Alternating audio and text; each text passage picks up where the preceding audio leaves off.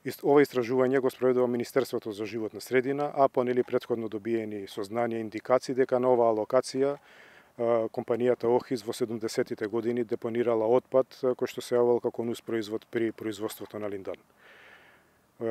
Беше спроведена тендерска процедура, одбрана компанија и врз основа на планот за примеркување, планот за истражување, се постапува по тој план, се копаат контролни сонди, ќе се инсталираат бушотини, се поставија два мониторинг бунари за мониторирање на подземните води, уште еден сега е во фаза на поставување.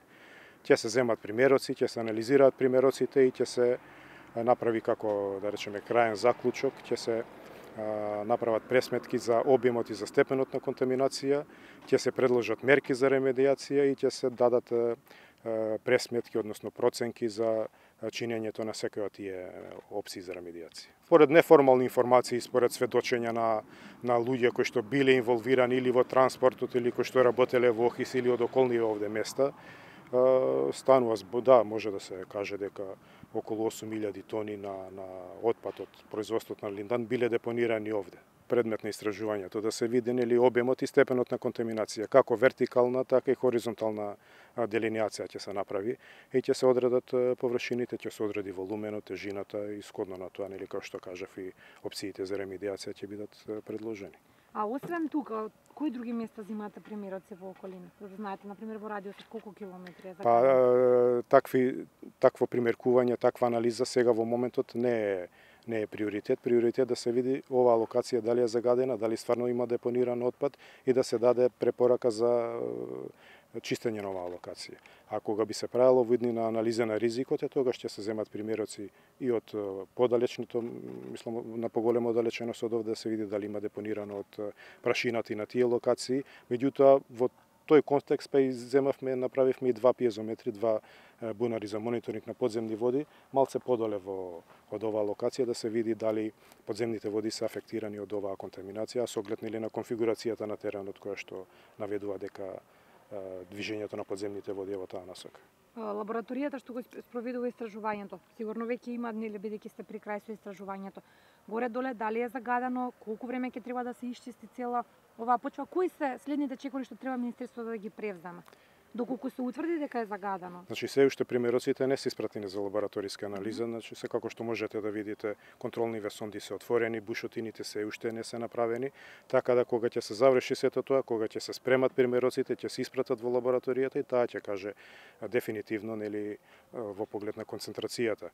Меѓутоа како прелиминарна мерка во поглед на да ни даде и нас насоки како да постапиме понатака во поглед на примеркувањето, се користи XRF анализаторот кој што ги мери присуството на елементите во почвата, така да може да се каже дека во неколку контролни сонди, а може и камерата да забележи овој белиот материјал ископан, а и по миризбата, дека во неколку контролни сонди концентрацијата на хлор е многу голема, што укажува на тоа дека станува збор за хексаклороциклохексан депониран тука. До крајот на годината ќе ги имаме резултатите, ќе ги имаме сите пресметки, сите предлози како да се постапи понатаму со проценети трошоци и потоа следува и обезбедувањето на средства за чистење, за ремедиација на локацијата.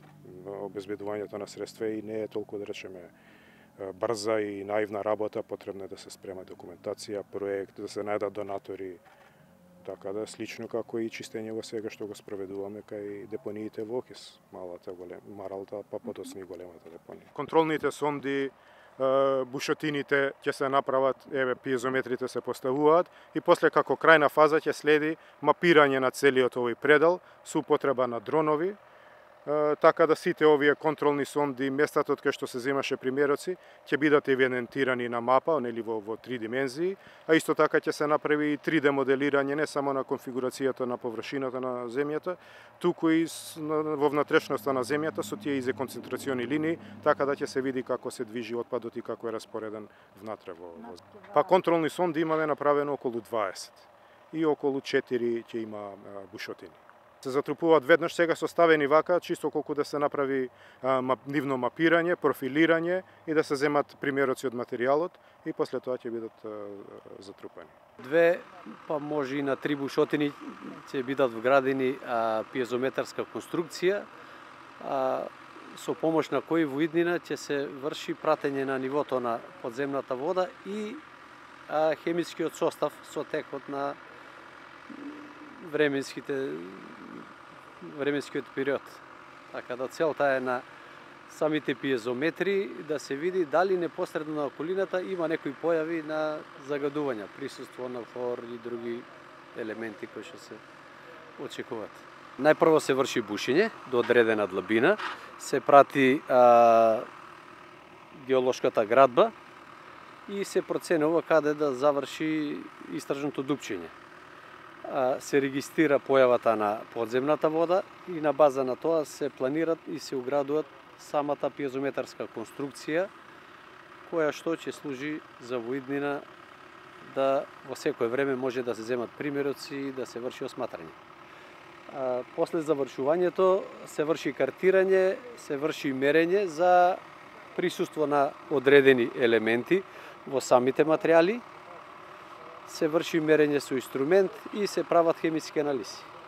Така да по добивањето на резултатите ќе се види степенот на загаденоста, речеме во кој опсек и до која длабина.